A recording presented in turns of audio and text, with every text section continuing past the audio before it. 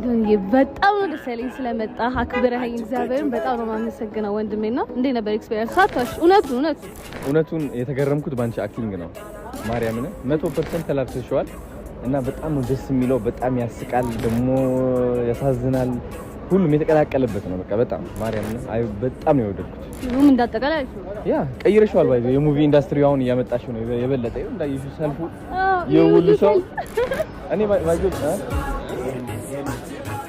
የሁሉ ሰልፍ እንግዲህ ያሳውቃል ብዙ ሰው እንደወደደው የሙቪ ማለት ነው የሚገርም ስራ ነው የሰራሽው ማርያም በጣም ማየት አለባችሁ እኔ እንደውም ካንቺ ማራለሁ በጣም አክቲንግ ደግሞ አንተም ልትሰራ ነው አይደል በቃ እኔ ማስተምር ማርያም እግዚአብሔር ጎበዝ ነው ማርያም በጣም እዩት ጋይስ የፊልም መታችሁ ማየት አለባችሁ ዓለም ሰገድ ደግሞ እንደምታውቁት ነው ቀልደኛው ማሳዘንም ይችላልበታል ሁሉም ነገር ነው ታምረኛ የሆነ ፊልም ቴንክ ዩ ሶ ማች ስለመጣ ጀንጂ ስላከበርኩ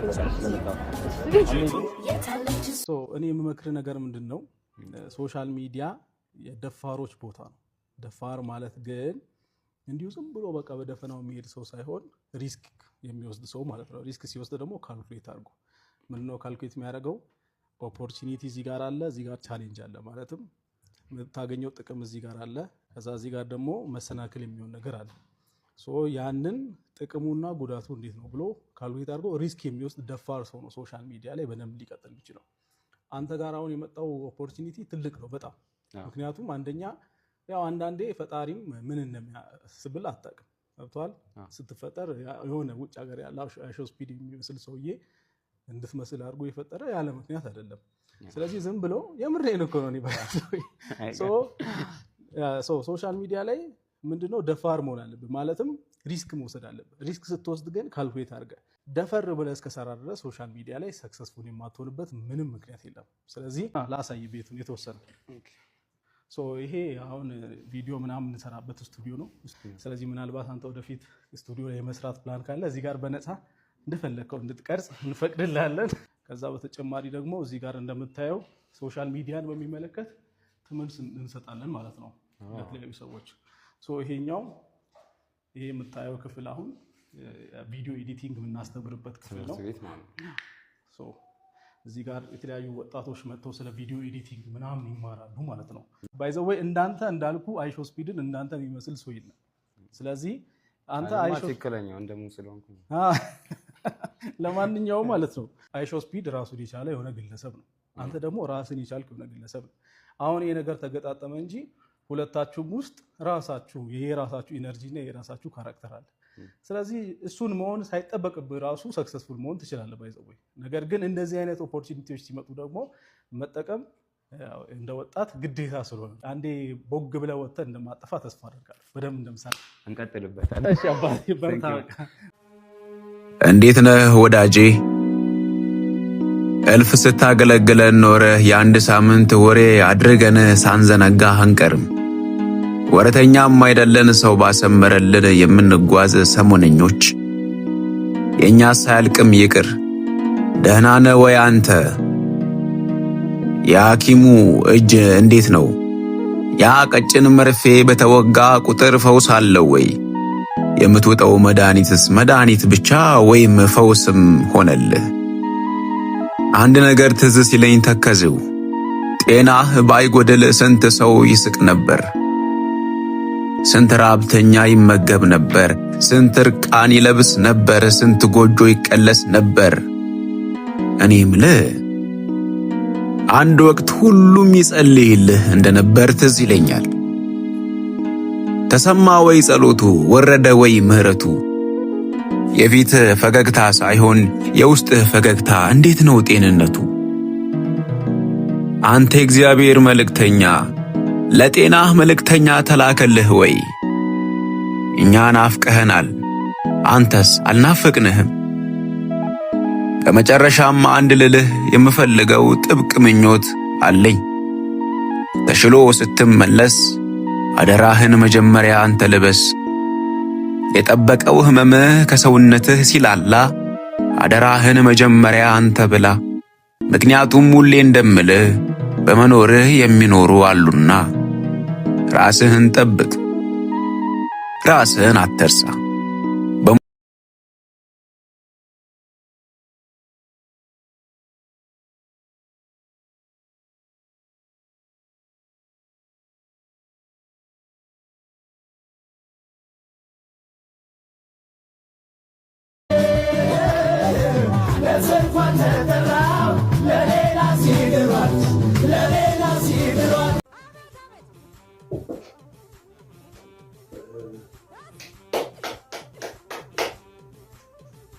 አቤት እንዴት ዋላችሁ? እግዚአብሔር ይመስገን። ደህና ዋላችሁ? እግዚአብሔር ይመስገን። እግዚአብሔር ይመስገን።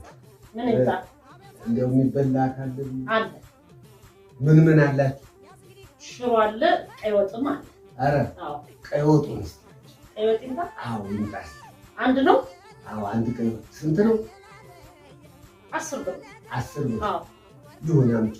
ስታመጪ ግን እንጀራው ላይ ደፍተሻል። ማለት ደፍተሽ ማለት ምን ማለት ነው? እንደው ወጡን በሳህን እንዳታረጊ ደፍተሻል። እንጀራው ላይ ወጡን አድርገሽ ማለት ነው። እሺ እሺ እሺ።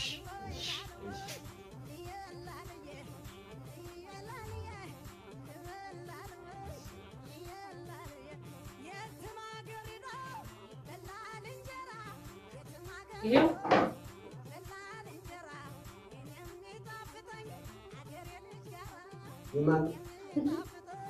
ምን ማለት ነው? ያንተ ነው? አሁን አዛ አይደለም እንዴ? አላዘዝከኝም እንዴ? አዝዤ ነበር ግን ሐሳቤን ቀይሬ። እንዴት ነው ሐሳቤን ቀይሬ?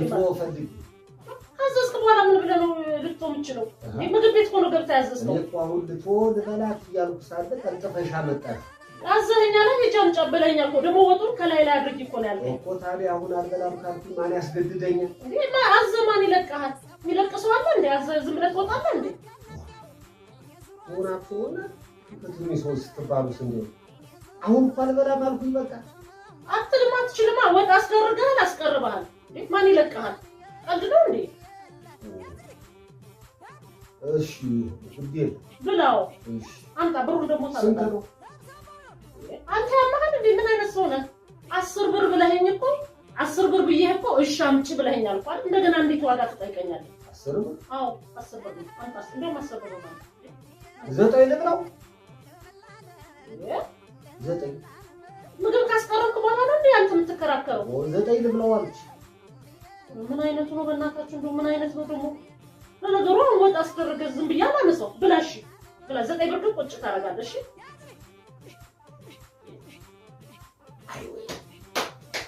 አይ ወይኔ አይ ሞቴ ተጣድፌ ነው እንጂ እኮ 8 በላው ነበር። አይ ወይኔ በስመ አብ። አይ ምን አንጠሩጥረኝ እስቲ አሁን ቀስ ብዬ 8 የምበላው እኔ ነበር። ወይም ቢበል በል እናቴ እንግዲህ ቤት ስራ አለኝ እናት አለ እጅ ሰጥበል ይሻለኛል። አይ አንቺ ደግሞ ስንቱን እጅ አሰጠሽ እኮ።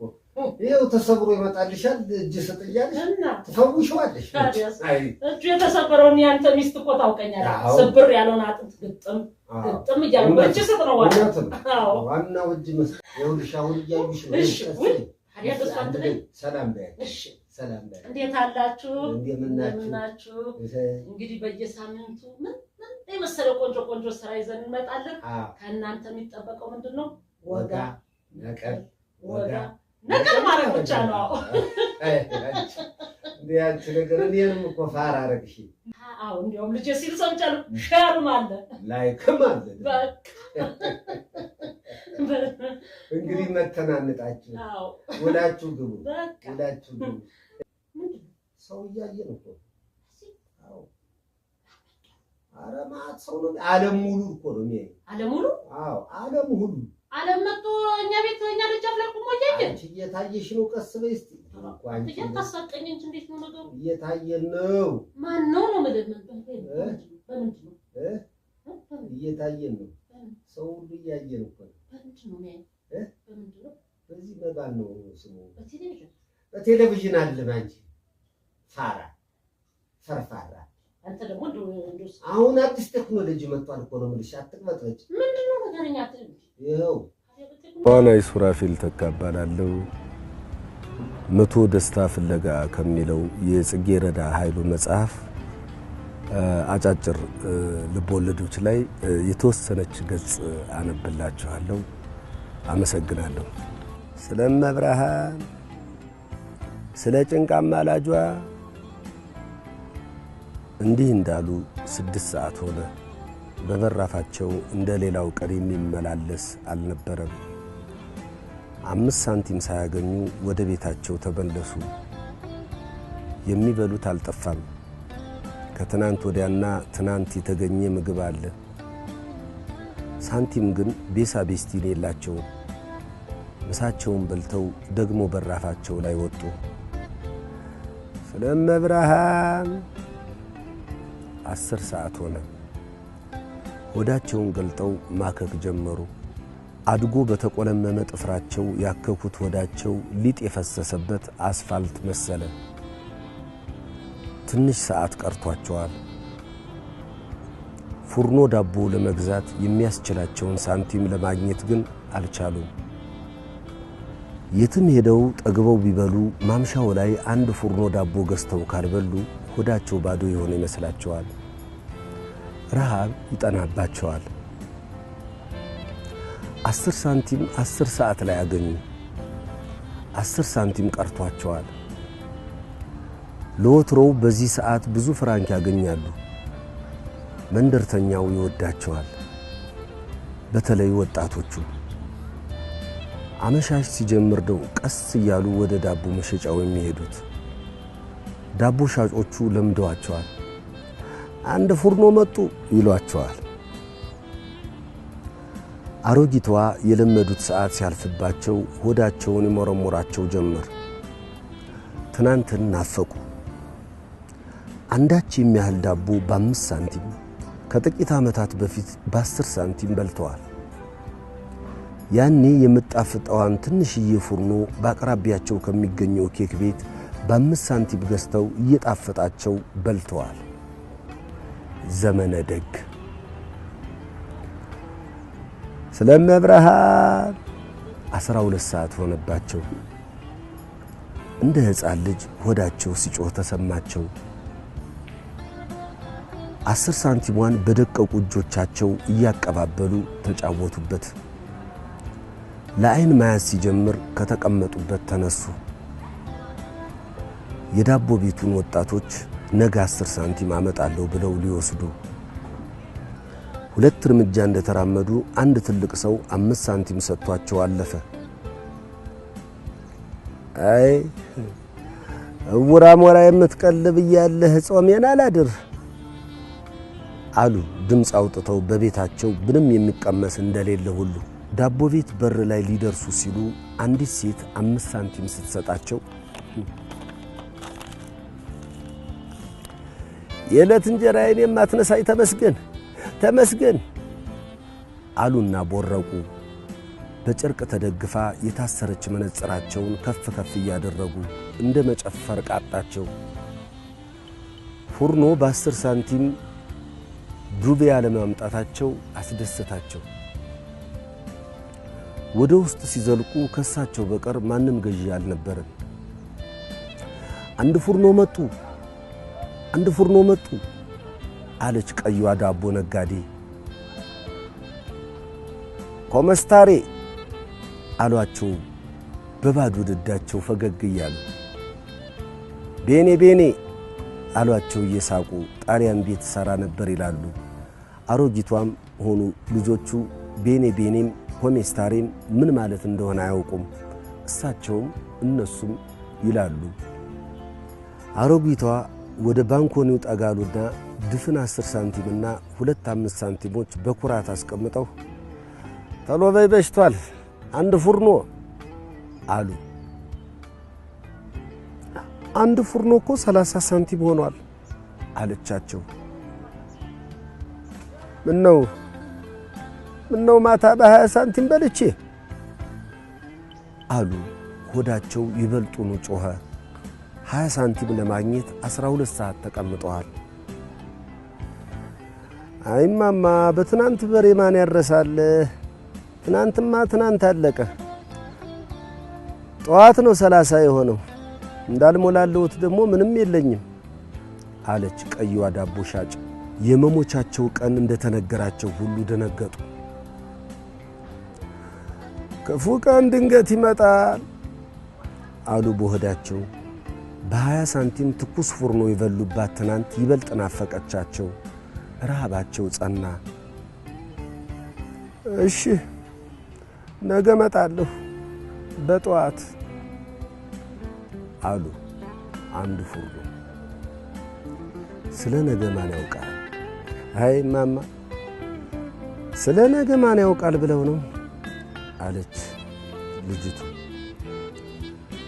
ግድ የለም አልሞት፣ እድሜም ረጅም የሆነው ፉርኖ ሲጨምር ለመሳቀቅ አይደል?